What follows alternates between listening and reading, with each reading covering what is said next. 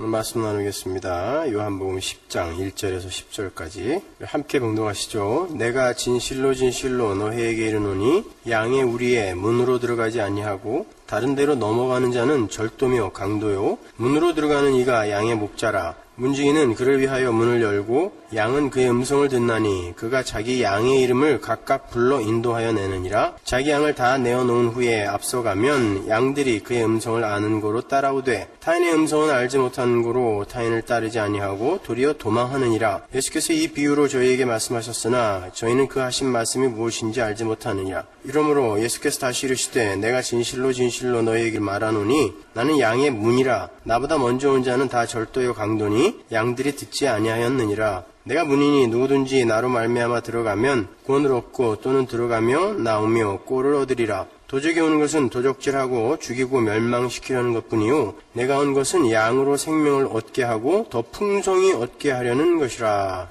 아멘. 오늘 보면 우리가 너무나 잘 아는 선한 목자와 양의 비유가 나오는 부분이죠. 이 10장은 9장과 긴밀한 연결이 되어 있는 장이에요. 아니 9장의 연속으로 봐야 옳습니다. 차라리 여기서 장이 안 나눠졌으면 더 이해가 쉬웠을 텐데 장이 나눠지는 바람에 조금 더 이해가 어려워진 것 같아요. 간단하게 이 부분으로 이어지는 문맥을 훑어봄으로 해서 오늘 본문의 이해를 돕도록 하겠습니다. 유대인들의 3대 절기 중에 하나인 유월절을 배경으로 한 6장에서 오병이어의 기적을 통해서 영생은 이 땅의 떡을 통하여 얻어지는 것이 아니라 하늘의 떡이신 예수 그리스도를 통해서만 주어지는 것임을 설명하신 주님께서 제자들을 어디로 보내죠? 디베랴 바다로 몰아넣으세요. 그리고 약속의 땅은 자신들의 노력과 열심을 의지하여 도달하는 것이 아니라 저주의 물 위를 걸으시는 유일하신 분, 바로 예수님을 영접하여 들어가는 곳임을 설명해 주셨습니다. 기억 다 나세요? 머릿속에서 이렇게 틀을 그리셔야 됩니다, 여러분. 그렇게 6장이 끝나고 7장으로 넘어와서 이제 초막절이 배경이 되죠. 6장에서는 유월절이 배경이었고 7장으로 넘어와서 초막절을 배경으로 하여 유대인들의 율법 준수와 절기 지킴에 대한 잘못된 오해와 기대를 주님께서 생수와 빛을 소재로 하여 이제 친절하게 지적을 해주시고 설명을 해주시죠. 유대인들은 초막절에 제단에 물을 붓고 또 커다란 촛불을 밝히는 의식을, 예식을 행한다고 했어요. 주님은 그들의 종교 행위에 등장하는 물과 빛을 예로 들어서 자신이 바로 율법과 성전 제사의 원형이심을 밝혔죠. 주님은 7장에서 누구든지 목마르거든 내게로 와서 마셔라. 즉 내가 물이니까 엉뚱하게 제단에다가 물 갖다 붓는 수고하지 말고 그런 종교 행위를 너희들 구원받으려고 하지 말고 나를 마셔. 누구든지 목마르거든 내게로 와서 마셔라. 나를 마셔. 이렇게 헛수고하지 말고 나를 믿어라 라는 말씀을 하셨잖아요. 그랬더니 대제사장들과 바리새인들이 주님을 죽이려고 그랬어요. 왜냐면 자기들이 목숨 걸고 지키는 율법을 무시한 거 아니에요. 너네들 그거 말고 나를 믿으라니까. 그러니까 그럼 우리가 여태까지 한 건 뭐야?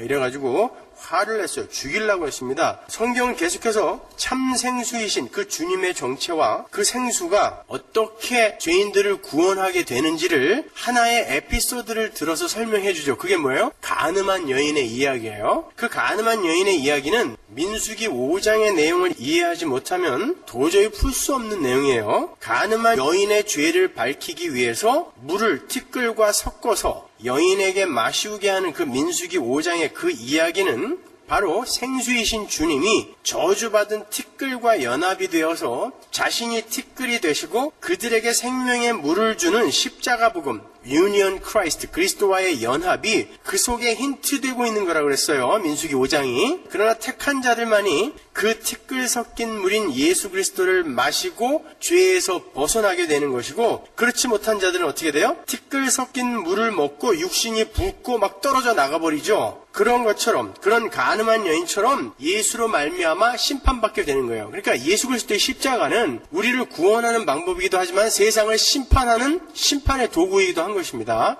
그렇게 가늠한 여인의 이야기에서도 생수이신 주님이 죄로 인해 저주 속에 던져진 흙과 이겨져서 죄인들에게 제시가 돼요. 역시 은혜입니다. 그런데 자신들의 행위를 의지하는 죄인들은 그 은혜의 복음을 피해서 다 도망가 버렸죠. 그 여인 하나 남고 다 도망가 버렸습니다. 그러니까 인본주의에 빠져 있는 자들은 은혜를 감당을 못해요. 이해를 못해요. 왜 내가 은혜를 받아야 돼? 나도 능력 있는 자인데. 그래서 은혜 그럼 다 도망가는 거예요. 그래서 오늘날도 너희들은 은혜로만 구원을 받아. 그러니까 알메니안주의자들이 그럼 우리는 뭐냐? 왜 우리가 은혜로만 구원받아야 돼? 우리도 거기다 뭐 좀 보태야지. 그렇게 나온 것이 웨슬리안 디알러지고 알메니안주의잖아요. 그죠? 그러나 이미 사형 선고를 받고 오갈 곳이 없는 이제 자타가 공인하는 죄인으로 그렇게 드러난 그 사형수인 가늠한 여인은 그 은혜의 생수를 받아들여서 구원에 이르게 되는 이야기가 바로 8장 초두에 삽입이 되어 있는 가늠한 여인의 이야기라고 그랬어요. 이렇게 요한복음은 율법과 은혜의 텐션, 율법과 은혜의 그 팽팽한 긴장 속에서 계속 전개되어지고 있죠. 바리새인들, 유대인들은 율법을 계속 주장하고 예수님은 계속 그것을 쳐내면서 은혜다라고 이야기하는 거예요. 그러니까 이 율법을 쫓는 자들이 계속해서 예수님을, 은혜의 예수님을 죽이려고 하는 그런 형국이 요한복음 전체의 틀로 그렇게 전개되어지고 있죠. 예수님은 계속 오직 은혜로만 너희가 구원을 받을 수 있고 참 행복에 이를 수 있다라고 하시는데 유대인들은 열심히 율법을 들이대며 절기 지키는 거, 안식일 논쟁 이런 것으로 계속 주님을 죽이려고 하는 거예요. 그리고 계속해서 주님은 나는 세상의 빛이니까 나를 따르는 자는 어둠에 다니지 아니하고 생명의 빛을 얻으리라 라고 선언을 하세요. 그거는 초막절에 큰 촛대를 세우는 것을 비유해서 그렇게 이야기하신 것이죠. 왜 너희들 거기다 촛불 켜고 그렇게 헛수고하고 그래? 그런 종교행위가 너희들 구원하는 거 아니야. 내가 빛이라니까. 물 뿌리는 의식을 빗대요? 왜 물 뿌리지 마. 내가 물이라니까. 그 촛대를 빗대요? 내가 빛이라니까. 왜 거기다 촛불 밝히고 헛수고들 해? 이렇게 말씀하신 거죠. 8장 12절에 그 선언은 자신들의 종교 행위로 빛을 밝히려 하는 유대인들에 대한 주님의 일갈이었죠. 야단치신 거예요. 그러자 또 유대인들이 돌을 들어서 주님을 죽이려고 했고 주님은 그들을 피해서 숨어서 성전을 나가셨어요. 그게 8장 마지막이죠. 숨어서 나가시는 게. 그리고 9장으로 넘어와서 우리가 지난주까지 공부한 9장, 그 9장으로 넘어와서 주님은 그렇게 불가능하고 무력한 죄인들의 대표로 이제 날 때부터 소경이 되었던 어떤 사람을 모델로 해서 하나님의 구원은 어떤 것인지를 설명해 주는 거죠. 날 때부터 소경된 자, 그러니까 구원이라는 것이 무엇인지 알지도 못했고 자신의 구원에 대해 요구하지도 않았으며 왜 모르니까, 그게 뭔지도 모르니까 자신의 구원을 위해 그 어떤 노력이나 시도를 해본 적이 전혀 없는 한 사람이 예수님의 부르심과 선택에 의해서 예수님이 찾아갔잖아요. 그 소경은 예수님이 누군지도 몰랐고 보지도 못했어요. 근데 예수님이 찾아간 거죠. 그게 구원의 시작이란 말입니다. 그러니까 예수님의 부르심과 선택에 의해서 오직 은혜로만 눈을 뜨게 되는 그 구원의 서정, 그 전체가 요한복음 9장의 내용이었죠. 그런데 바리새인들은 그렇게 은혜로 구원을 얻은 소경을 찾아가서 힐문하고 그를 출교시켜버려요. 그리고 오늘 강화가 붙어있는 거예요, 거기에. 그러니까 오늘 강화도 무슨 얘기겠어요? 율법과 은혜의 대조, 극명한 대조를 함의하고 있는 내용이란 말입니다. 그러니까 오늘 본문은 9장의 눈뜬 소경이 상징하는 하나님의 택한 백성들과 율법을 들어 그를 출교시키면서까지 자신들의 정당함과 기득권을 옹호하려고 했던 바리새인들, 그리고 예수님 자신을 등장인물로 해서 그 9장의 이야기가 이런 이야기야 라고 비유로 한 번 또 반복해서 설명해 주는 거예요. 그러니까 어렵지 않아요, 여러분. 9장을 다 이해하셨으면 10장은 거저 먹는 거예요. 먼저 예수님께서 설정하신 드라마의 등장인물과 무대 세트를 정리해보면 양과 목자가 등장하고 그리고 문지기와 절도와 강도, 그리고 양의 우리와 양의 문 등이 무대 세트로 등장하죠. 그 등장인물과 무대 세트가 어떤 것을 비유하고 있는지부터 우리가 확인을 해야 되겠죠. 그래야 전체의 내용을 이해할 수 있을 거 아닙니까? 먼저 양의 우리부터 한번 풀어보도록 하겠습니다. 팔레스타인에 사는 유대인들은요, 목축을 하는 지역에 사나운 들짐승들이 출몰했기 때문에 동네마다 공동 양우리를 지었어요. 각 집집마다 양우리를 짓기는 너무 낭비였고 그래서 동네에 커다란 공동 양우리를 지었습니다. 지금도 그렇다 그러죠. 그리고 그 양우리는 마을 공동 소유로 삼았다 그래요. 높이가 10피트에서 12피트 정도 되니까 1피트가 30.48인가요? 58cm인가요? 그러니까 3미터가 넘는 거예요. 높이가. 그렇게 양의 우리를 지어놓고 한 면으로 양이 들어가고 나가는 문을 만들었는데요. 그 양의 문에서는 목자나 문지기가 스스로 문이 되어서 이렇게 누워서 자는 거예요. 그러니까 양이 밖으로 나가기 위해서는 항상 목자나 문지기를 밟고 나가야 하는 형국입니다. 그게 유대인들의 양우리예요. 그러니까 우리 안에 양은 목자나 문지기를 통과하지 않고는 절대 밖으로 나올 수가 없는 거예요. 그걸 잘 알아두셔야 됩니다. 그 공동 양우리에는 온 마을의 양들을 전부 다 넣었어요. 왜냐하면 양들은 자기 목자의 음성을 분명하게 분별할 수 있는 신기한 능력이 있습니다.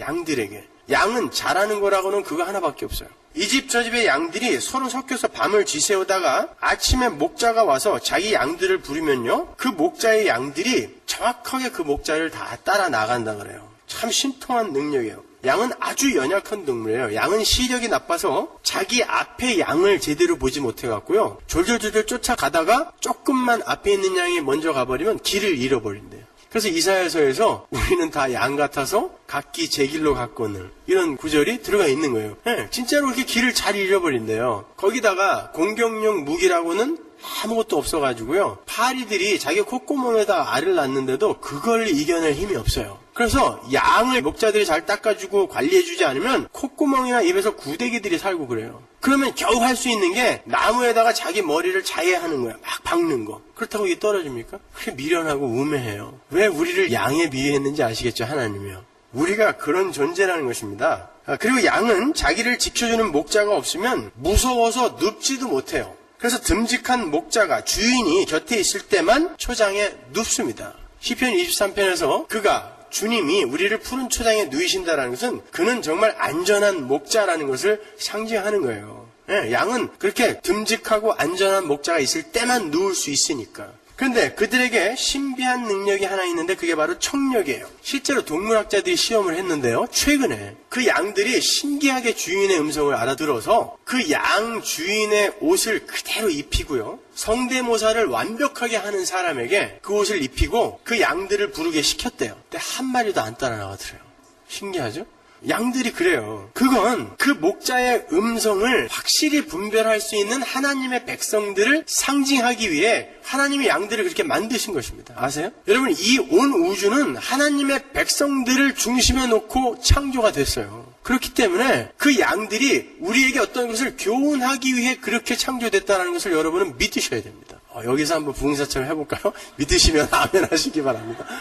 그렇다면 이제 자연스럽게 양들을 부르는 목자의 정체도 알게 됐죠? 양이 누구예요? 갈 바를 알지 못하는 어둠 속에서 헤매는 우리 죄인들. 그러나 하나님에 의해 불림을 받아 그 목소리를 분별하고 구원을 받는 성도들을 양이라고 하는 거예요. 그 양을 부르는 분, 목자는 누구예요? 당연히 우리 주님이죠. 그 목자는 이미 구약에서 반복하여 예언되어져 있어요. 민수기 27장 15절 보세요. 모세가 여호와께 여짜와 가로되 여호와 모든 육체의 생명의 하나님이시여 원컨대 한 사람을 이 회중 위에 세워서 그리고 그들 앞에 출입하며 그들을 인도하여 출입하게 하사 누구를? 양을 여호와의 회중으로 목자 없는 양과 같이 되지 않게 하옵소서. 모세가 지금 하나님의 백성인 이스라엘의 목자를 세워달라고 하나님께 간구하고 있는 거예요. 사실 이 말은 여호수아에게서 완성이 되죠. 성취가 되죠. 하나님은 여호수아를 모세 다음으로 이스라엘의 목자로 세우세요. 그러나 궁극적으로 그 목자가 가리키고 있는 것은 예수 그리스도인 거예요. 여호수아를 헬라어로 바꾸면 뭐예요? 예수죠. 그렇죠? 호세아를 헬라어로 바꿔도 예수고, 이 구절들과 오늘 본문 9절을 비교해 보세요. 지금 모세가 여호와의 백성들, 목자가 그들을 인도하고 양들이 그 앞에서 이렇게 출입하게 그렇게 해달라고 지금 기도를 했는데, 오늘 본문 9절에서 뭐라 그러는지 보세요. 내가 문이니 누구든지 나로 말미암아 들어가면 구원을 얻고 또는 들어가며 나오며 꼴을 얻으리라. 민수기 27장의 기도가 요한복음 10장 9절에서 지금 성취가 되고 있는 모습이에요. 물론 그 전에 여호수아로 한번 그림자로 모형으로 보여줬지만 여기에서 비로소 성취가 되는 거란 말입니다. 최근에 제 친구 목사님, 아주 훌륭한 친구 목사님이 저보다 설교를 10배는 쉽게 하시는데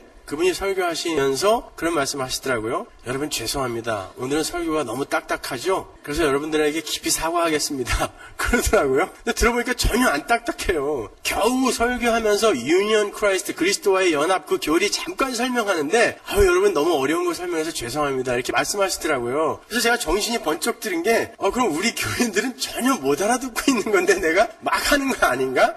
이런 생각이 들었어요. 여러분 어떠세요? 아니죠? 딱딱하지 않죠? 성경을 이야기하는데 딱딱하다 그러면 그건 안 되죠. 많은 예화를 나열한 것을 재밌는 설교라고 이렇게 이해하시면 안 돼요. 이런 거를 재밌어 하셔야 돼요, 여러분요.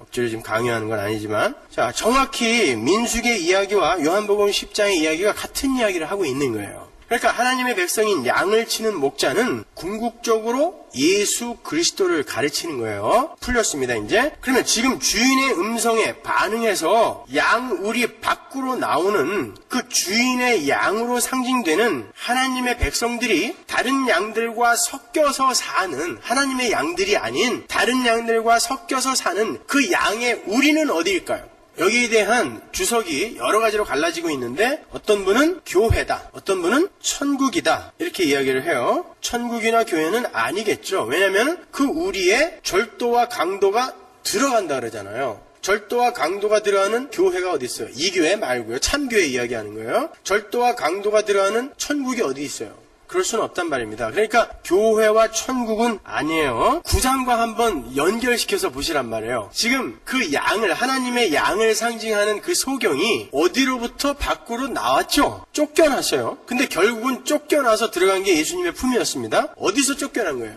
크게 거시적으로 이야기하면 세상, 하나님의 은혜를 받아들이지 않는 세상, 자기들이 이 세상의 왕이 되고자 하는, 자신들의 불가능함과 무력함을 인정하지 않는 이 세상을 상징하는 것이지만 9장과 연결해보면 어디예요? 유대교, 유대주의를 이야기하는 거예요. 그리고 그 유대주의는 곧 율법을 가리키는 것이고, 율법은 곧 뭐예요? 하나님의 은혜, 하나님께 내가 절제적으로 순종해야 된다는 것을 인정하지 않고 내가 내 배를 위해서 사는 이 죄된 세상 전체를 율법이라고도 하지 않습니까? 네, 양의 우리는 거기인 거예요. 그러니까 거기에서 예수님께서 자기 백성을 불러내는 거예요. 근데 그들은 기가 막히게 그 주인의 음성을 알아듣고 나오더라는 거예요. 여러분이 전혀 기대하지 않았던 사람들에게 하나님의 말씀을, 복음을 전했을 때 정말 신기하게 기적처럼 그들이 그게 복음이에요? 그럼 나도 예수 믿을래요? 하고 나오는 분들이 있죠. 그 모습을 한번 연상해 보시란 말이에요. 전혀 알지 못했던 그들이 얘들아, 내 양들아, 나와 그랬더니 그 음성을 듣고 알아듣고 졸졸졸졸 나오는 거예요. 어떻게? 그 양의 문에 누워있는 예수를 밟고 나오는 것입니다. 예수의 희생을 밟고 그 세상, 유대교, 유대주의, 율법, 죄에서 밖으로 나오는 거예요. 그러니까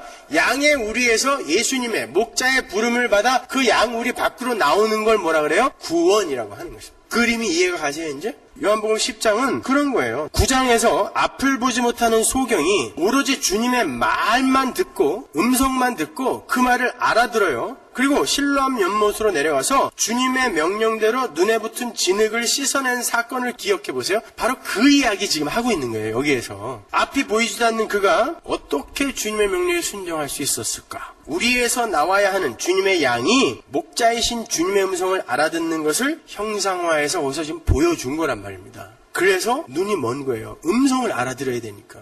그런데 정작 눈을 뜨고 있는 바리새인들은 우리도 소경이냐? 그러면서 예수님의 음성을 분별하지 못하는 모습을 보여주죠. 그러한 교만, 내가 하나님처럼 되어서 선악을 분별하겠다, 나는 눈을 떴어 라고 한 인간들은 음성을 못 알아듣더라는 것입니다. 요한복음 10장 26절을 보세요. 너희가 내 양이 아니므로 믿지 아니하는도다. 내 양은 내 음성을 들으며 나는 저희를 알며 저희는 나를 따르느니라. 자, 너희들이 지금 이 소경을 출교시켰는데 그는 내 양이라 내 음성을 알아듣고 내 명령에 순종했어. 근데 너희들은 못 알아듣는구나. 왜? 너희들은 내 양이 아니야 라고 주님이 말씀하시는 거예요. 이제 양 우리와 양, 그리고 목자가 누구인지는 밝혀졌어요. 근데 우리가 조금 전에 본 본문 9절에는 그 양들이 들어가며 나오며 꼴을 얻는다고 기록이 되어 있죠. 좀 이상하죠. 그렇다면 성도는 율법으로 상징되는 세상에서 나왔다 들어갔다 하면서 살 수 있다는 말인가요? 그 말이 아니에요. 그럴 수는 없죠. 한 번 나온 양은 다시 세상으로 들어갈 수 없어요. 여러분은 거기에서 이제 건져졌기 때문에 여러분의 목적지는 천국이에요. 그리로 가야지 다시 애굽으로 못 들어가요. 홍해가 닫히면 거기 헤엄쳐서 못 넘어갑니다, 여러분.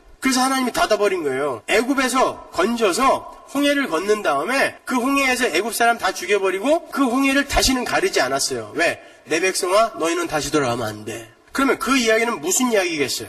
그것은 구원받은 성도들의 완전한 자유를 말하는 거예요. 율법 아래 갇혀서 꼼짝달싹 못하게 죄에게 구속되어 있던 자들이 높이가 3m, 양은 요만하잖아요. 양은 때려 죽여도 못 넘어가요. 그런 담에 갇혀서 꼼짝 못하게 율법과 또 제사제도와 이런 거에 꽁꽁 묶여있던 자들, 그들은 또 이방인과도 담이 있어서 못 넘어갔잖아요. 이방인과 밥도 먹어도 안 됐어요. 그래서 성전에도 이방인의 뜰, 여인의 뜰, 그 사이에 그 담을 이방인이 넘어가면 사형이에요. 죽여도 좋다라는 것이 벽에 게시되어 있었단 말입니다. 못 넘어가요. 그렇게 구속이 되어 있었던 자들이 하나님의 은혜로 이제 자유로워졌다라는 것을 이야기하는 거예요. 그래서 그 유대교, 유대주의 율법을 상징하는 우리에서 이제 들며 나며 할 수 있는 자가 되었다라고 그렇게 표현을 하는 것입니다. 그렇게 성도들은 예수 그리스도의 은혜 안에서 이방인들과도 한 몸, 한 지체가 되는 거예요. 그래서 양의 우리에서 들며 나며 자유로운 모습으로 살 수 있는 거죠. 느헤미야 3장에 보면 여러분 문이 10개가 나오는데 그 중에 어떤 문만 빗장과 자물쇠가 없다고 그래요. 어떤 문? 양문. 신기하죠. 양문에만 빗장과 자물쇠가 없어요. 들며 나며 하는 그 양의 문을 요한복음에서 설명하기 위해 느헤미야에서 벌써 그 양의 문에는 빗장과 자물쇠가 없다라는 것이 힌트되어져 있는 것입니다.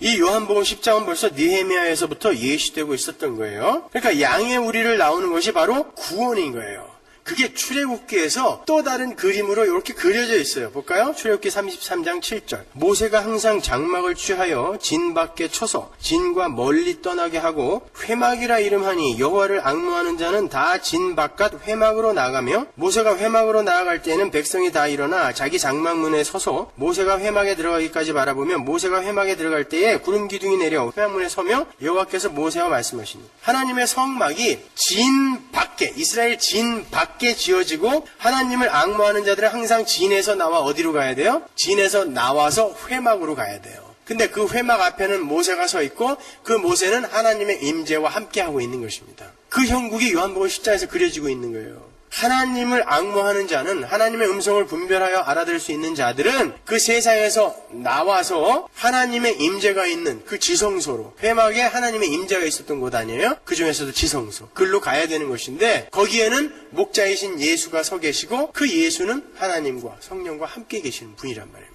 그 모습이 그대로 출애굽기에 그려지고 있는 거예요. 겹쳐지고 있는 거죠. 그러니까 양우리에서 목자가 양을 불러내는 것은 양을 구원해내기 위한 부르심인 거예요. 그래서 그 소경을 정말 양처럼 연약하고 무기력하고 불가능한 그 소경을 주님이 찾아가서 얘야 실로암 못에 가서 씻어. 그러면 너는 눈을 뜨게 될 거야. 내가 빛이니까 믿고 가서 씻어. 그랬더니 알아듣고 가서 씻으라는 것이죠. 여러분 같으면 씻겠어요? 지금 가뜩이나 눈이 멀어갖고 사람들이 나 장님인 거 아는데 거기다가 침을 그냥 이만큼을 뱉어갖고 눈에다가 이겨 묻혀버렸어요. 진흙을. 눈에다가 진흙을 이겨 묻히려면 침을 얼마나 뱉어야 돼요, 여러분? 그 무슨 망신이에요. 우린 그럴 거 아니에요. 아, 주님 왜 침을 뱉고 그러세요? 왜 그 더러운 진흙을 왜 내 눈에 붙이고 그러세요? 거기다가 또 가서 씻으래요.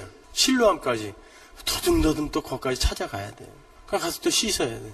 근데 그 일을 하나님의 택하신 양을 상징하는 소경이 그대로 순종하여 하더라는 거예요. 음성을 알아듣는 양이다라는 것입니다. 그것을 보여주는 거죠. 그러면 양 우리를 지키고 있는 문지기는 누구인가? 자, 문지기의 역할이 뭐죠? 목자가 오면 그 목자를 보증하고 아, 당신 맞군요. 목자, 참 목자 맞군요. 하고 양들에게 그 목자를 소개시켜주는 거죠. 데려가라고. 그 일을 누가 했어요? 신약에서. 세례 요한이 누군가를 상징하며 먼저 와서 그 일을 했어요. 그 세례 요한은 누구를 상징하는 걸까요? 성령 하나님이죠.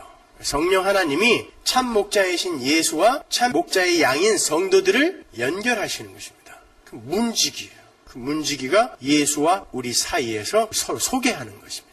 그렇다면 절도요 강도는 누구겠어요? 여기서 절도라고 번역이 된 클레프테스는 자격도 없는 자가 어떤 일을 몰래 혹은 함부로 행하는 것을 말하는 거예요. 그리고 강도라고 번역이 된 레스테스는 폭력을 사용하는 자를 가리키는 거예요. 그러니까 절도와 강도는 자격도 없는 자가 자기가 자격 없음을 숨기고 어떤 일을 함부로 행하며 심지어 폭력까지 동원해서 자기의 일을 합리화시키는 것을 이야기하는 거예요. 그 절도와 강도처럼 자기들이 차지할 자리도 아니고 또 그러한 권한도 없으면서 권리도 없으면서 그 자리를 차지하고 자기들에게 정당하게 속하지도 않은 권위를 행사하며 그들도 타당한 근거를 전혀 내세울 수 없는 그런 복종과 순종을 불법적으로 요구하고 또 거기에 불응할 경우에 폭력까지 동원하여 쫓아내고 한 이들이 누구예요? 소경 쫓아냈죠? 바리새인들 이야기하는 거예요. 그러니까 9장의 등장인물을 그대로 10장으로 이렇게 옮겨가지고 그 이야기를 그대로 한번 다시 비유로 또 설명을 해주는 것입니다.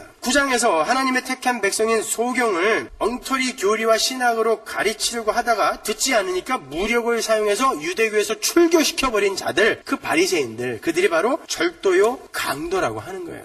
누가복음 11장 52절 보세요. 화 있을진저 너희 율법사여 너희가 지식의 열쇠를 가져가고 너희도 들어가지 않고 또 들어가고자 하는 자도 막았느니라 하시니라. 예, 이 목자는 절대 양들을 구원으로 못 이끄는 목자란 말이에요. 절도요 강도는. 지들도 못 들어가요. 마태복음 23장 13절 화 있을진저 외식하는 서기관들과 바리새인들이여 너희는 천국 문을 사람들 앞에서 닫고 너희도 들어가지 않고 들어가려 하는 자도 들어가지 못하게 하는도다. 그러니까 담 넘어 들어가는 것입니다. 양의 우리에서 밖으로 나오는 유일한 길은 예수 그리스도라는 그 문, 그 은혜를 의지하여 나올 수 있어요. 그런데 그 절도며 강도들은 율법으로 타고 넘어 들어가는 것입니다. 그러니까 역시 은혜와 율법의 긴장이 그 속에서도 지금 극명하게 대조되어 나타나는 거죠. 그러니까 율법을 숭앙하고 인간의 가능성을 부인하지 못한 인본주의적 가르침을 던지는 자들은 모두 절도며 강도인 거예요. 왜 근데 절도며 강도가 유대교 안으로, 유대주의 안으로 담을 넘어 들어갔다라고 이야기하는가? 그렇다면 나왔다라고 이야기를 해야지. 절도며 강도는 거기에서 담을 타고 나오더라라고 이야기를 해야지 왜 그리로 들어간다라고 이야기를 하는가? 이런 질문이 드시죠. 그 양의 문이 은혜, 예수 그리스도라고 하는 것은 사실은 그 양의 문의 실체는 유대교, 유대주의, 유대교는 사실은 율법을 가지고 그 율법을 열심히 지키는 이들인데 그들이 그 율법을 진짜 온전히 지켜낼 수만 있으면 그 유대교는 진리예요. 참이에요. 왜냐하면 율법을 온전하게 다 지키면 구원을 받을 수 있거든요. 그런데 그 율법의 의미는 뭐였어요? 우리는 그런 존재가 못 되기 때문에 다 지켜낼 존재가 못 되기 때문에 우리는 양의 문이신 예수 그리스도 이 은혜 율법을 자기가 다 지키러 완성하러 오신 그 예수 그리스도 그러니까 내가 지키는 율법이 아닌 예수가 지키는 율법 그 은혜를 밟고 들어가야 되는 곳인데 이들은 그 율법을 내가 지킬 수 있어 라고 생각했기 때문에 그 양의 문인 예수 그리스도 그 율법을 통과하지 않고 그 유대교를 엉뚱하게 이해를 하고 그냥 우리가 지킬 수 있으니까 우리의 힘을 발휘하여 지키자 해서 열심히 절기 지키고 안식일 지키고 했단 말입니다. 그게 담을 넘어 유대교로 들어간 거예요. 예수님은 유대교를 어떻게 들어가셨어요? 아니야 은혜야 내가 지킬 거야. 예수님은 다 지켰어요. 들어가서. 절도며 강도들은 지들이 못 지키는데도 지킬 수 있다니까 하고 담 넘어 들어갔단 말입니다. 이해가 가시죠? 온 지 얼마 안 된 분들은 굉장히 지금 좀 힘드실 텐데 그렇다면 전에 있는 CD들을 여러분 다 들으셔야 돼요. 다 들으셔서 이런 것들이 다 이해가 가실 수 있게끔 이미 이건 저희가 여러 번 공부한 것이기 때문에 제가 자세히 설명 안 해드리거든요. 그러니까 그 전에 CD들을 다 구입하셔서 다 들으세요. 자, 그렇다면 금방 제가 말씀은 드렸지만 양의 문이 누구인지를 한번 확인을 하고 가자고요. 그 문은 양들이 유대교의 밖으로 탈출할 수 있는 유일한 탈출구, 다른 말로 양들이 구원에 이를 수 있는 유일한 길이에요. 그 길이 뭔가? 사도행전 4장 11절 이 예수는 너희 건축자들의 버린 돌로서 집 모퉁이의 머릿돌이 되었느니라. 다른 이로서는 구원을 얻을 수 없나니 천하인간의 구원을 얻을 만한 다른 이름을 우리에게 주신 일이 없음이라 하였더라. 그러면 유일한 문은 누구예요? 구원에 이를 수 있는 유일한 문? 예수 그리스도죠. 양들이 10피트가 넘는 담을 넘을 수는 없어요. 양은 반드시 문을 통해 나와야 되는데 그들이 통과하여 목자의 품에 안겨야 하는 문은 바로 예수 그리스도인 거예요. 다른 말로 은혜인 거예요. 본문 9절을 보면 정확하게 나오죠. 10장 9절 내가 문이니 누구든지 나로 말미암아 들어가면 구원을 얻고 그렇죠? 요한복음 14장 6절 보세요. 예수께서 가라사대 내가 곧 길이요 진리요 생명이 나로 말미암지 않고는 여기서 나로 말미암아 두 번이나 나오죠. 아버지께로 올 자가 없느니라. 잘 생각해 보세요. 우리가 창세기를 공부하면서 배운 노아의 방주 그 구원의 방주에 문이 몇 개 있었어요? 하나. 그리고 그 문은 하나님이 닫으세요. 성막에 성전에 문이 몇 개 있었어요? 하나. 하나님의 임재 속으로 들어가는 문은 유일하게 하나인 거예요. 그런데 그 문은 예수 그리스도인 것입니다. 그래서 오늘 본문 9절에서도 나로 말미암아 들어가면이라고 정확한 단서를 달아놓은 거예요. 우리는 우리의 노력이나 열심이 아닌 예수 그리스도에 의해서 구원의 문으로 들어가야 하는 자들이란 뜻이에요. 그래서 나로 말미암아 들어가면이에요.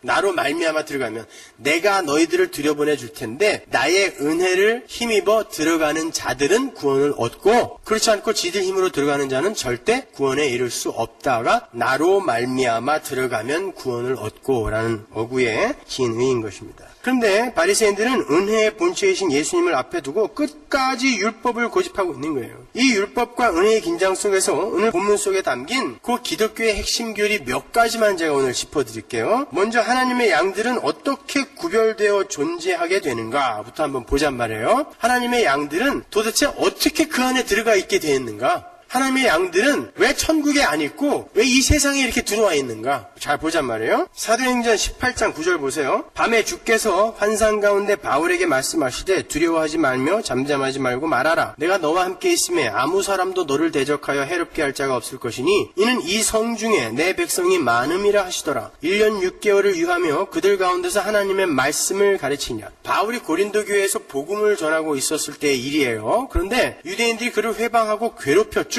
그때 하나님께서 바울에게 말씀하시기를 이 성 중에는 이미 내가 택해놓은 내 백성들이 많이 있으니까 잠잠하지 말고 가르쳐. 사도 바울이 전하는 복음을 듣고 회심한 이들이 많다는 뜻이 아니라 사도 바울이 아직 복음도 안 전했는데 이 성 중에는 내 백성이 많으니까 내가 이미 내 양들을 이 성 중에다가 많이 심어놨으니까 너 가르쳐. 내 목소리로 내 음성으로 그들을 불러 이런 뜻이에요. 그러니까 양들은 어떻게 그 안에 들어가게 돼 있는 거예요? 창세전에 이미 하나님에 의해 내 백성이라고 도장을 딱 받고 하나님에 의해 이 땅에 심겨진 것이란 말입니다. 그걸 우리가 예정이라고 하는 거예요. 여러분, 우리 하나님은 전지전능하신 하나님이에요. 그 하나님께서 아무런 계획이 없이 이 땅을 창조하셨을 리는 없죠? 무엇이든지 계획이 먼저 있고 그 다음에 실행이 있는 거잖아요. 그냥 즉흥적으로 막 이거 하고 저거 하는 분이 하나님 아니란 말입니다. 계획을 하고 하시는 분이에요. 그러면 애초에 하나님의 계획과 목적이 무엇이었을까요? 이 땅을 창조하기 전에 계획과 목적 성경에 나오잖아요. 요한계시록 새하늘과 새 땅, 내 백성과 내가 누리는 모든 하늘의 풍요와 하늘의 영광과 그 하늘의 그 엄청난 것들을 나와 함께 영원히 누리게 되는 그 나라, 그것이 원래 하나님의 계획이었어요. 근데 그 계획, 그 나라가 이미 하나님에 의해 창세전에 계획이 되어져 있다면 그 안에 들어갈 하나님의 백성들도 역시 창세전에 그때 계획되어진 거예요. 나라만 계획해놓고 나중에 여기 들어갈 인간들은 지들이 어떻게 하는 거 봐서 내가 합격 불합격 판정한 다음에 넣고 빼고 하겠다, 이게 아니란 말입니다.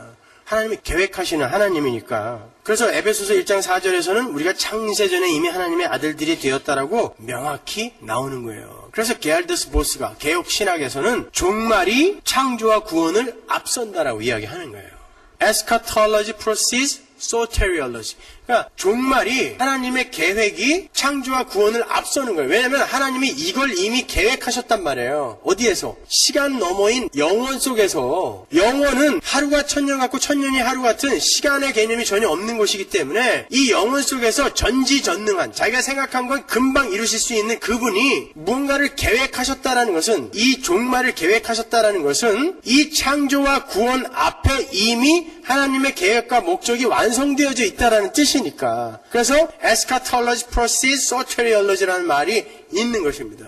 당연하죠. 하나님은 계획하시는 분이고 전지전능하신 분이고 시간과 공간의 구애를 안 받는 분이기 때문에 어떤 것을 계획하셨을 때 그분은 이미 영원 속에서 그걸 완성하신 거예요. 그래서 여러분은 이 시간 밖으로 튕겨져 나가면 그 영원 속에 이미 존재하고 있는 여러분을 보게 되는 것입니다. 그래서 여러분이 이 시간 밖에서 튕겨져 나가는 그 시간, 죽음이죠, 그게. 그 죽음과 동시에 여러분은 거기 가서 그 하나님 나라에 들어있는 모든 하나님의 백성을 다 만나게 되는 거예요. 이 역사 속에서는 기다림이라는 게 있지만 시간 밖에서는 기다림이라는 그 개념이 없단 말입니다. 물론 논리적으로는 우리가 죽어서 우리 영혼이 낙원에 가 있다가 거기에서 예수님의 재림 때까지 기다리다가 이제 예수님이 재림하시면 우리가 몸에 부활을 입고 다시 또 천국으로 들어가는, 그게 이제 논리적인 순서지만 시간이 없는 곳에서 그런 논리적인 순서가 무슨 의미가 있냐고요. 그것은 이 역사 속에서 우리가 그 구원의 여정, 그것을 바라볼 때, 요런 순서로 되겠구나라고 보는 것이지, 영원 속에서 내려다볼 때는 그건 한순간에 이루어지는 거란 말입니다. 이해를 하시는 거죠? 로마서 8장 29절 보세요. 하나님이 미리 아신 자들로 또한 그 아들의 형상을 본받게 하기 위하여 미리 정하셨으니 이는 그로 많은 형제 중에서 맏아들이 되게 하려 하심이니라. 또 미리 정하신 그들을 또한 부르시고 부르신 그들을 또한 의롭다 하시고 의롭다 하신 그들을 또한 영화롭게 하셨느니라. 보세요. 우리가 이미 영원 속에서는 영화롭게 되었다고 과거로 이야기하고 있어요. 목자의 음성을 알아듣는 양들을 하나님께서 언제 정하셨다 그래요? 미리 정하셨다 그래요. 그리고 그렇게 미리 정함을 받은 이들은 하나님께서 어떻게 하신 분? 미리 아신 자들이라 그래요. 알미주의자들은 이 구절을 들어서 예지 예정설을 주장한다 그랬죠. 그러나 여기서의 안다라는 말은 언약 속에서의 알을 말하는 거예요. 예를 들어서 하나님께서 이스라엘에게 내가 너희만 알았나니, 아모스 3장 2절에 내가 너희만 알았나니 라고 했을 때 그 안다라는 말, 그 말은 내가 언약 속에서 창세전에 계획한 그 언약 속에서 아들과 나와 한 그 언약 속에서 내가 너희를 구원하려고 이미 계획했다가 내가 너희만 알았다라는 뜻인 거예요. 그러니까 그건 언약의 언어예요. 내가 너희를 알았다라는 뜻은. 그러니까 하나님께서 하나님의 백성들을 미리 정하고 그 미리 정한 백성들은 미리 알았다라는 건 하나님께서 그렇게 미리 선택하여 창세전에 정할 그 백성들을 미리 하나님의 언약과 계획 속에서 이미 그들을 먼저 사랑하고 그들을 구해내기로 작정했다라는 뜻인 거예요. 그게 내가 너희를 알았다라는 뜻이란 말입니다. 그래서 하나님이 미리 아신 자들을 미리 정하시고 그 미리 정하신 자들을 불러내시는 거예요. 역사 속에서 불러내시는 거예요. 얘야, 내가 이미 영원 속에서 너를 사랑했고 너를 구원하려고 계획했어, 예정했어. 그러면서 불러내는 거예요. 역사 속에서. 근데 그때 그 하나님의 언약 속에 그 계획 속에 들어있던 자들은 그 하나님의 음성을 알아듣고 아무도 못 알아듣는 그 상황 속에서 성큼성큼 걸어 나오더라는 거예요. 살아서 죄 허물로 전부 죽어있던 시체들 사이에서 성큼성큼 그들이 걸어 나오더라는 것입니다. 그게 하나님의 능력이에요.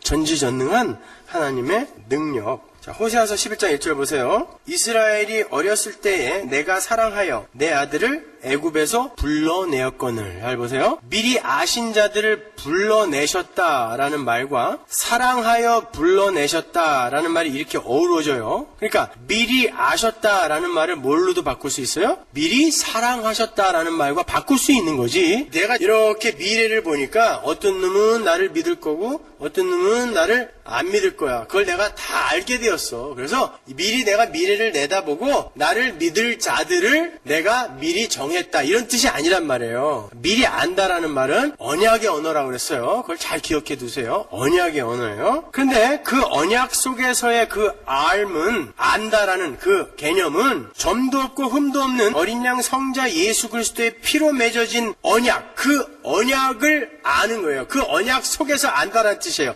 조금만 들어보세요. 제가 여러분이 확실히 이해할 수 있게 설명해 드릴 테니까. 제가 다시 한번 간단하게 하나님의 언약에 대해서 설명을 해드리고 다음으로 넘어갈게요. 여러분이 아시다시피 성경은 하나님의 언약을 크게 구약과 신약으로 나누죠. 첫 언약, 새 언약으로 나눈단 말입니다. 첫 언약은 뭐예요? 간단히 표현하면 율법을 지켜라. 지키면 살려주고 복 주고 안 지키면 죽어. 이게 첫 언약이에요. 안 지키면 죽어. 이게 첫 언약입니다. 그래서 이스라엘은 율법을 열심히 지켰고 제사를 목숨 걸고 지냈던 거예요. 왜? 안 지키면 저주를 받아 죽을 것이다 그랬으니까. 근데 그러한 첫 언약에 속한 제사나 율법으로는 절대 사람이 속까지 구속을 받을 수 없어요. 속죄받을 수 없지 않습니까? 그게 성경에 나오잖아요. 히브리서 10장 1절 보세요. 율법은 장차오는 좋은 일의 그림자요 참 형상이 아니므로 해마다 늘 드리는 바 같은 제사로는 나오는 자들을 언제든지 온전케 할 수 없느니라. 그렇지 아니하면 섬기는 자들이 단번에 정결케 되어 다시 죄를 깨닫는 일이 없으리니 어찌 드리는 일을 그치지 아니하였으리요. 그러나 이 제사들은 해마다 죄를 생각하게 하는 것이 있나니 이는 황소와 염소의 피가 능히 죄를 없이 하지 못함이니라. 그것은 창세전에 하늘에서 있었던 성부 하나님과 성자 하나님의 그 언약에 대한 그림자요 모형이었던 거예요. 여러분, 창세기 3장 15절의 원시복음, 하나님의 언약이죠. 여자의 후손이 뱀의 머리를 밟을 것이고 그 여자의 후손으로 말미암아 너희들이 구원을 받을 것이다라는 언약, 그 창세기 3장 15절의 그 원시복음, 또 노아의 언약, 무지개의 언약, 아브라함의 언약, 다윗의 언약, 이런 것 등등은 성경에 나오는 수많은 언약은 전부 영혼 속에서의 하나님과 예수님의 그 언약의 모형인 거예요. 영혼 속에서 하나님의 계획, 하나님의 언약, 하나님의 약속이 있었단 말이에요. 성부 하나님과 성자 하나님의 약속이 있었단 말입니다. 계획을 하셨어요. 회의를 하셨단 말입니다. 뭐를? 새하늘과 새 땅을. 근데 어떻게 그걸 만들까? 거기에서 이미 내 아들 예수야, 네가 내려가서 죽어라. 십자가가 이미 영혼 속에서 준비되었던 거예요. 그러면 그 십자가가 영혼 속에서 이미 계획되어지고 준비되었다면 그 십자가는 2000년 전에 단순히 이 역사 속에 선 것이 아니라 이 역사 전체를 아우르는 것이죠. 영혼 속에서 이미 계획되었던 것은 이 십자가가 이미 거기에서 이 영혼 안에 영향력을 발휘했다는 뜻이거든요. 하나님이 계획한 거니까. 그러니까 2000년 전에 십자가가 섰다고 해서 그럼 그 이전에 태어난 사람들은 뭘 믿고 천국에 갑니까? 십자가로. 십자가는 영혼에서 선 것이기 때문에 전 역사를 아우르는 거예요. 그래서 성경에서는 예수 그리스도는 창세전에 이미 알리신 바 되었다. 알다가 뭐라 그랬어요? 언약의 언어라 그랬잖아요. 그 언약 속에서 이미 하나님에 의해 죽임을 받도록 계획되어졌다라고 이야기를 하는 것입니다. 그러니까 성부 하나님과 성자 하나님의 그 언약을 근거로 죄와 허물로 죽은 자들이 살아나고 그렇게 살아난 하나님의 백성들이 하늘의 별처럼 바다의 모래처럼 많아지게 되고 영원한 왕국이 건설되고 그 왕위가 끊어지지 않는 참된 왕이 출현하게 된다라는 그런 언약이 이 땅에 던져지게 되는 거예요. 무엇을 근거로 이런 약속을 하시는 거예요? 그랬을 때 여러분은 영혼 속에서 성자 하나님과 성부 하나님이 함께 하신 그 약속에 의해서 이런 약속들을 하나님이 하실 수 있었던 거구나. 그럼 그 약속이 뭐냔 말이에요. 제가 말씀드린 것처럼 예수 그리스도의 십자가란 말입니다. 그게 히브리서에 나와요. 히브리서 9장 15절 보세요. 이를 인하여 그는 새 언약의 중보니 이는 첫 언약 때에 범한 죄를 속하려고 주구사 부르심을 입은 자로 하여금, 부르심을 입은 자 나오죠. 오늘 본문에 나오는 그 단어가 그대로 나오는 거예요. 목자가 양을 부른다 그랬죠. 근데 그 부르심을 입은 자로 하여금 영원한 기업의 약속을 얻게 하려 하심이니라. 약속이라는 단어가 나왔어요. 유언은, 이 유언이라는 단어가 약속, 언약이라는 단어예요. 근데 여기서 유언이라고 번역을 했어요. 유언은 유언한 자가 죽어야 되나? 유언은 그 사람이 죽은 후에야 견고한 즉 유언한 자가 살아있을 때에는 언제든지 효력이 없느니라. 이러므로 첫 언약도 피 없이 세운 것이 아니니 모세가 율법대로 그 모든 계명을 온 백성에게 말한 후에 송아지와 염소의 피와 및 물과 붉은 양털과 우슬초로 취하여 그 책과 온 백성에게 뿌려 이르되 이는 하나님이 너희에게 명하신 언약의 피라 하고 또한 이와 같이 피로써 장막과 섬기는 일에 쓰는 모든 그릇에 뿌렸느니라. 율법을 조차 거의 모든 물건이 피로써 정결케 되나니 피 흘림이 없은즉 사함이 없는지라. 첫 언약, 그 모세의 언약, 구약, 그 구약 때에도 피로 죄가 정결케 되었어요. 근데 그거는 어떤 것의 모형이었단 말입니다. 어떤 것의 모형이었어요? 그 앞에 나오죠. 언약은 언약한 당사자가 죽지 않으면 그 유언이라는 말을 언약으로 바꾸세요. 그 디아데케라는 단어가 언약이거든요. 근데 개역성경에 유언이라고 번역을 해놓으니까 갑자기 유언장이 갑자기 생각나고 이상하잖아요. 그러니까 언약이에요. 약속. 그러니까 15절에서는 그걸 언약이라고도 번역했고 약속이라도 번역을 했는데 그 밑에 뜬금없이 갑자기 유언이라고 해놔갖고 헷갈리죠? 그 유언이라는 단어 대신에 언약이라는 단어를 끼워넣고 읽어보시란 말이에요. 이런 거예요. 창세전에 하나님과 하나님의 아들과의 그 약속은 그 약속의 당사자인 성자 예수가 죽어야만 효력이 발생하는 그런 언약이었다는 거예요. 그래서 유언은 죽은 자가 살아있으면 무효다라고 이야기하는 거예요. 언약은 반드시 그 언약 당사자인 예수가 죽어야 효력을 발휘할 수 있다라는 그 언약, 그 피 흘림이 있어야 내 양들을 불러 올리는 그 구원이 완성이 된다라는 바로 그 언약, 그 영혼 속에서 있었던 그 언약을 근거로 해서 하나님이 창세기부터 계속해서 언약을 던지신 거예요. 왜? 자기가 이미 이루어놨거든요. 내 아들을 죽여서 너희들을 구원해낼 거라는. 그래서 창세기 3장 15절부터 여인의 후손, 그가 뱀이 그의 발뒤꿈치를 물고 그게 십자가의 죽음이니까. 그러나 그가 그 뱀의 머리를 짓밟는 그런 식으로 너희들의 구원이 일어날 것이다라고 그 창세전에 영원 속에서 일어났던 하나님과 예수님의 그 언약을 아주 작은 그림으로부터 요렇게 크게 설명해 주는 거예요. 그래서 원시복음, 노아의 언약, 아브라함의 언약, 다윗의 언약 이렇게 점진적으로 이렇게 밝히 계시가 되는 것입니다. 다 잊어버려도 괜찮아요. 창세전에 영원 속에서 하나님이 예수를 죽여서 우리를 불러내시기로 결정했다. 그게 하나님과 예수님의 언약이다. 이거만 아시면 돼요. 그 언약 때문에 우리가 살아난 거란 말입니다. 이 역사와 공간이 창조되기도 전에. 그런데 거기에다가 우리의 행위를 보탠다고요? 그건 터무니없는 거죠. 요것만 우리가 알아도 하나님의 그 크심, 하나님의 그 계획하심, 하나님의 그 신실하심, 그거 알게 되잖아요. 그러니 그 하나님, 그 크신 하나님을 어떻게 우리가 배반하고 어떻게 그 하나님께 등을 돌리겠는가? 그리로 갈 수 있는 거 아닙니까? 그거 아니고 하나님의 능력이 좀 부족해서 우리가 계속 도와줘야 되면, 우리의 행위로 자꾸 그 구원에 보태야 된다면 그 하나님을 어떻게 우리가 믿어요? 하나님은 전지전능하신 분이에요. 혼자 다 하시는 분이에요.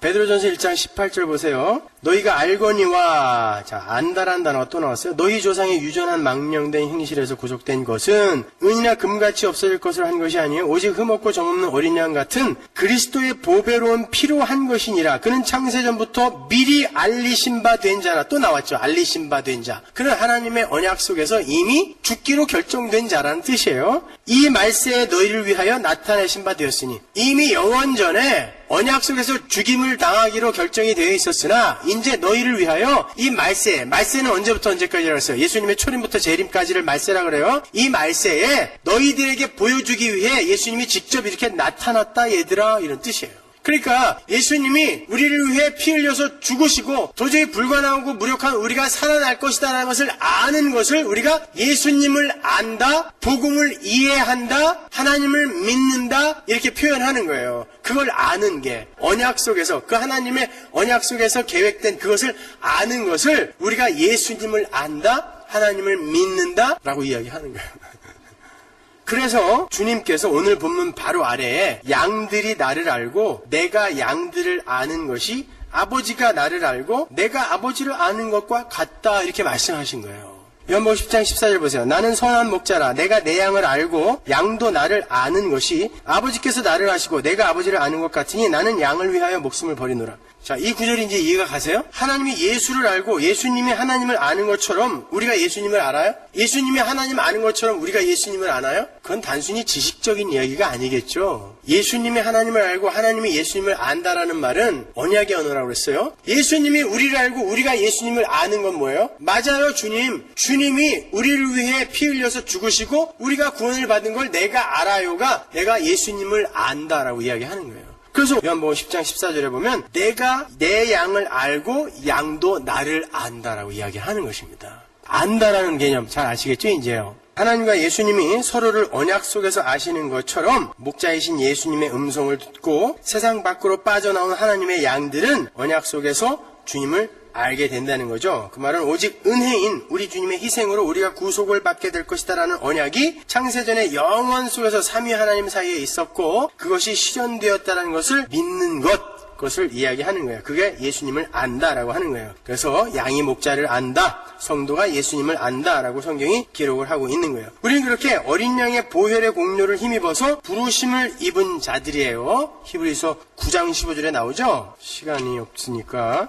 이 부르심에 관한 이야기는 다음 주에 할게요. 아쉽죠? 보통 이러면 더 해요 막 이러던데.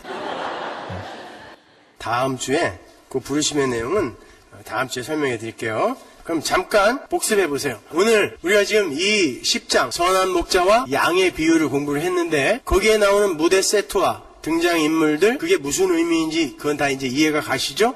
네. 그렇게 부르심을 입은 자들은 하나님의 언약 속에서 그 예수님을 아는 자들이기에 그의 음성을 분별할 수 있는 거예요. 근데 그 부르심은 언제 벌써 결정된 거예요? 창세 전에 영원 속에서. 그렇기 때문에 여러분의 구원은 실패될 수 없고 번복될 수 없어요.